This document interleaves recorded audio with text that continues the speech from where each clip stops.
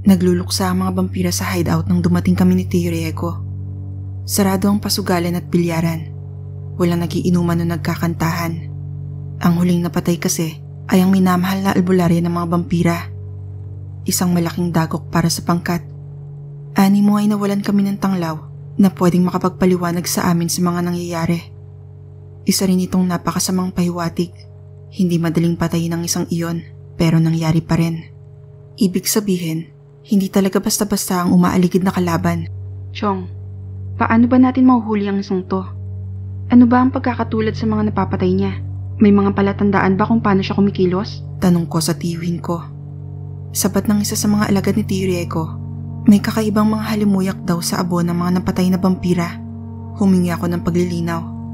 Paliwanag niya, ang abo ng mga nadali ay inaalihan ng halimuyak ng bulaklak. Tumaas ang kilay ko. Tinanong ko pa siya kung ano ang ibig niyang sabihin. Pero hindi rin daw nila sigurado kung ano ang may gawa ng amoy na iyon. Muli akong bumaling kay Tio Riego. Tanong ko, ano na nga palang nangyari sa danag? Napatay ko naman yun, di ba, Chong? Kita kong napaigtad si Tio Riego sa sinabi ko at agad siyang nagpukol ng makahulugang tingin sa akin. Ramdam kong kumabog ang kanyang puso. Ramdam kong bigla niyang naisip na hindi siya makakapaglihim ng kaba sa akin. May tinatago ang tiyuhin ko. Bakit mo naman siya biglang naisip, Mara? Ayun na nga. Ipinagkailanan ng sariling boses ang tiyuhin ko. Nanginginig sa kaba. Baka kasi ang mga mandurugo ang hinahanap nating salarin. Baka nakahanap sila ng paraan para puksain tayo isa-isa. Kung pinupundriya kasi talaga ng kalaban ng mga vampira, malamang gumaganti ito. Tuloy-tuloy kong sabi. Hindi ko muna ipinunto ang pagkabalisang pilit tinatago ng lalaking mukhang 15 anyos na binata. Umiling-iling ng marahas si Tio Riego. Hindi naman mandurugo ang salarin. Sigurado ako ron. Unti-unti nang nadulas ang tiyuhin ko. Mukhang may nililihim nga siya tungkol sa mga mandurugo. O baka kasama kung anong tungkol sa danag. Hahabulin ko pa sana siya ng isang tanong nang biglang bumukas ang pinto. Humahangos sa pumasok ang isang vampira. Binalita nitong may namatay na naman. Hindi kami nagsayang ng oras. Mabilis kaming lumabas sa kuta. Bumati sa amin ang malamig na hangin ng alauna ng madaling araw. Agad naming pinuntahan ang itinuturong pinangyarihan. Sa bakuran mismo ng bahay ng vampirang napaslang. Sabi pa ng nagbalita, pupuntahan niya dapat ang biktima para sabihing may nagaganap ng ang pagpupulong sa hideout. Subalit, nadatnan na lang niya ang abo nito at inaalihan din ulit ng kakaibang halimuyak. Pumasok kami ni Tio Riego sa bakuran ng bahay ni Ion. Nakita namin na nagkalat na abo ng patay na vampira. Tumalungko ako sa gilid nun. Inilapit ko ang mukha ko para amuyin ang abo. Totoo nga, may kakaibang halimuyak nga at sa pagkakataong iyon ay amoy dalandan. Inilapat ko ang kanang palad sa sahig na may abo. Nakiramdam ako. May nasagap akong kung anong aura na hindi pamilyar sa akin. Sigurado akong yun ang aura ng salarin at mukhang tama nga si Tio Riego. Hindi yun aura ng danag at hindi rin ng isang mandurugo. Ano, Mara, may napapansin ka ba? Tanong ng tiyuhin ko. Umiling-iling ako pero di ako umimik. Sinubukan kong sundan ng kakaibang aura hanggang sa may napansin ako sa paligid. Bigla akong kinabahan. Bitag.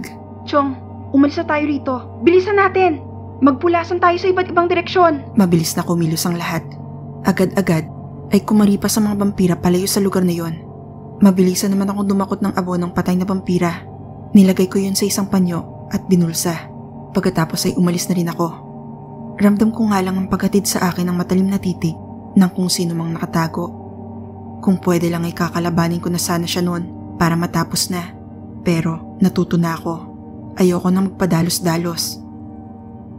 Nang makalayo ng sapat, ay nagtago ako sa gilid ng isang gusali.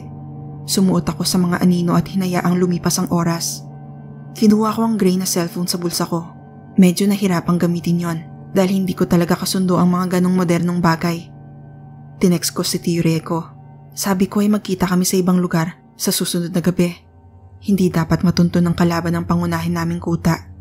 Sinabi ko rin, nakakuha ko ng abo ng patay na vampira. Baka kasi magamit sa pagsasaliksik. Nanatili ako nakatago sa anino ng buong araw. Natulog na muna ako roon para makapagpahinga. Nung palubog na ang araw, ay nakatanggap ako ng text galing kay Tio Riego. Sa Quezon Province daw kami magkita. May binigay siyang kalye na alam ko naman. Pero sandali ako nangilo. Alam ko kasing maraming bar sa lugar na yon. Ibig sabihin, maingay, mabaho. Kilala niyo ako. Ayoko sa mga ganong lugar. Agad akong tumakbo papuntang Quezon Province nang kumagat na ang dilim. Dumiretso ako sa sinasabing kalye. May nakita akong vampirang naghihintay na sa labas ng isang punyetang bar. Hindi pa man ako nakakapasok. Bumabarena na sa tenga ko ang nakakabulahaw na ingay ng mga tao at tugtugan. Nang tumuloy naman kami, ay binugbugang pang-amoy ko ng samyo ng alak, yosi, pawis, at kung ano pang ayaw ko nang alamin. Humingi ng pasensya ang vampirang sumalubong sa akin sa labas. Alam kasi nilang ayoko talaga sa mga ganong lugar, pero naroon daw kasi ang kailangan naming kausapin. Alam nilang ayaw ko sa ganong lugar, pero ganun din mismo ang hideout. Nang aasar ba tong isang to? Tinahak namin ang pasilyo at umakyat sa isang hagdan. Tumuloy kami sa second floor na may mga maliliit na kwarto. Dinig ko ang ungol at halinghinga ng mga nagpapakasasa sa init ng laman sa loob ng mga silid na yon. Subalit, sandali ako natikilan nang may maramdamang pamilyar na presensya. Presensya ng mga mandurugo. Tig-isang mandurugo sa bawat isang kwartong nakasarado. Mga mandurugong nagpapakasarap sa ibabaw ng kama. Tatanungin ko na sana ang vampirang kasama ko nang biglang bumukas ang isang pinto sa unahan. Mara, mabuti naman at nandito ka na. Tara sa loob. Lunod sa kaba ang boses ni Tiriego. Ni hindi siya makatingin ng diretso sa akin. Nagtiim ang bagang ko. Pinukulan ko siya ng napakatalas sa tingin. Anong ibig sabihin nito, Chong? Singhal ko sa kanya. Kasabay nun, ay di ko agad napigil ang galit na bumulwak mula sa kalooban ko. Naibog ako iyon pukol sa kanya at agad siyang tumalsik pasandal sa gilid ng bukas na pintuan. Teka, sandali, Mara. Magpapaliwanag ako. Nanginig siya ng gusto sa magkakahalong kaba, kilabot at pagkabalisa. Nang matauhan naman ako, ay pilit kong pinakalma ang sarili ko. Napahilot ako sa sentido ko at napailing. Nakakainis. Naririyan pa rin talaga ang isa sa mga kahinaan ko. Hindi ko pa rin makontrol ang bugso ng sarili kong damdamin. Wala ka pa rin pinagbago. Di mo pa rin hawak ang udyok ng damdamin mo. Hagikik ng isang babae. Boses na napakabanayad at napakalambing, ngunit may pagkamahalay. Napatingin ako sa pinto at lumabas doon ang isang pamilyar na babae. Nakasuot ng shorts na maong at manipis na sando. Parehong kinapos sa tela. Lutang na lutang ang kaluluwa. Talagang nag-abala pa siyang magdamit sa lagay na yan. Agad naggalit ang mga pangil ko na makatitigan ko ang kulay ubing mga mata. Ikaw? Anong ginagawa mo rito? Bakit ka nandito? Nandito ako kasi kuta ko to. Mga bisita ko lang kayo. Sagot sa akin ng danag. Sinaksak ko ulit ng matatalim na titig ang tiyuhin ko. Napayuko ito at nanginginig pa rin. Nangangatal niyang sinabi sa akin. Mara, huminahon ka muna. Hindi na natin siya kalaban. Kakampi na natin siya. Hindi pa rin ako nagsalita. Ibinaling ko ang tingin sa danag na nasaan yung ordinaryong tao. Pinakiramdaman ko siya. Napansin kong wala na sa kanya ang makapangyarihang presensya ng isang Panginoong aswang. Nanumbalik sa isip ko ang munti ko ng pagpasilang sa kanya. Ang sandali kung kailan hinugot ni Celeste ang bato mula sa aswang. Teka, baby boy, linawin ko lang. Hindi niyo na kami kalaban. Pero, hindi niyo rin kami kakampi. Sabihin na lang nating, ayaw na namin ng gulo. Okay? Baby boy? Tinawag niyang baby boy si Tiriego? Hanip na yan. Ano bang pinaggagawa ng dalawang to sa loob ng halos isang dekada? Ang pagkapikon ko ay napalitan ng pakiramdam na hindi ko may paliwanag. Basta, yung pakiramdam na makakita ka ng isang binatang 200 taong gulang mahigit pero anyong 15 anyos. Tapos nakikipaglandian sa isang haliparot na mahigit 1,000 taon na ang tanda kahit nasaan yung 30 anyos. Naaalibad ba rin ako, sa totoo lang. Mara, mag-usap tayo sa loob ng tanggapan nila. Halos pabulong na sambit ni Tiriego. Napasingap ako, tsaka sumunod sa loob ng bukas na pinto. Doon ay may isang bilog na coffee table na may bote at baso ng mga mamahaling alak. Napapalibutan din ng lamisita ng mga komportabling couch. Naupo ako na medyo pahiga. Mayat mayang hinihilot ang kumikilot kong sentido. Kaharap ko naman ang danag na katabi ang tiyuhin ko. May ilang mga vampira at mandurugo rin kaming kasama. Siguro naman, Iha. Ramdam mo nang wala na sa akin ang kapangyarihan bilang Panginoon. Oo, kinikilala pa rin akong pinuno ng mga tagasunod ko. Pero, hamak na mas mahina na ako ngayon. Tsaka, huwag ka mag-alala. Hindi na kami pumapatay ng basta ngayon. Panimula ng Danag na hindi ko pa rin inimikan. Ikaw si Mara, di ba? Tawagin mo na lang akong si Dana. Bagay ba? Dugtong niya ng may hagikik, sabay inom ng whiskey na nasa hawak niyang wine glass. Dito naisip ni Tireko na magpulong. Siguro, dahil may tutulong ka sa nangyayari. Kaya diretsuin mo na. Ano ba ang magagawa mo? Walang kiming tanong ko sa kanya. Ngumiti ang Danag. Nilapag niya ang wine glass sa mesa. Agad yung nilamnan ng inumin ng isang mandurukong nasaan yung dalaga. Talagang mainit pa rin ang dugo mo sa akin, ha, Mara? Bakit di mo gamitin yung kakayahan mo para pakiramdaman ako? Muli siyang lumagok ng whiskey. Nilapag niya ulit ang walang lamang baso sa lamisita, tsaka inakbayan ang tiwin ko. Nangilo na naman ako. Wala na akong kapangyarihang aswang. Pero, kaya ko pa rin gumamit ng itim na mahika. Naisip nitong si Baby na, baka, makatulong akong hanapin at tugisin ang salaren. Paano mo naman yun gagawin?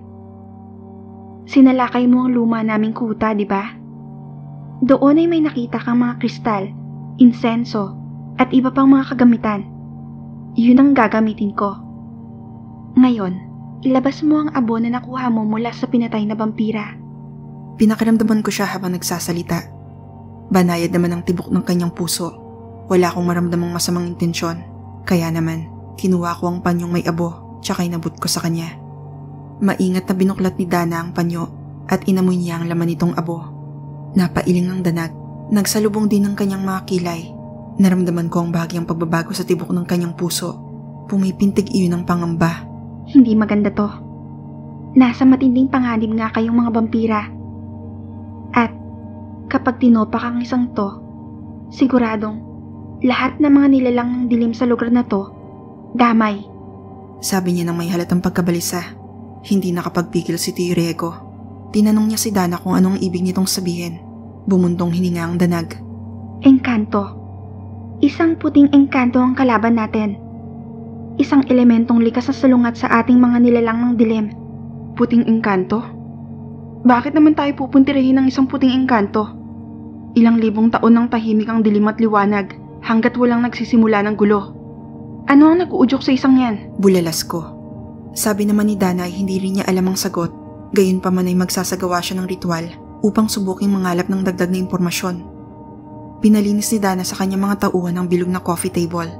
Inalis nila roon ang mga baso at bote, tapos pinunasan ng basahan. Pagkatapos, ay naglatag sila roon ng pulang tela na may nakaguhit na pentagram sa ibabaw. Sinakto nila ang simbolo sa bilugang lamisita. Nagsindi sila ng 6 na itim na kandila paikot sa pentagram. Tapos naglabas si Dana ng pulang kristal na nakasabit sa isang lubid. Hinawakan niya iyon, palambitin sa gitna ng pentagram.